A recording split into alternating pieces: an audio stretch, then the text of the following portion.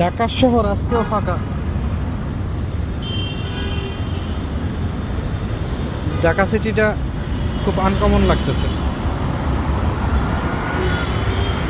কেউ নাই, রাস্তা ফাঁকা। রাস্তায় চলে খুব মজা লাগতেছে আসলে। ঢাকা শহরটা যদি এরকম থাকতো কতই না ভালো হতো, কিন্তু এই সপ্তাহটা যাক, যাওয়ার পর বোঝা যাবে আসলে কতটা শান্তি আর কতটা অশান্তি।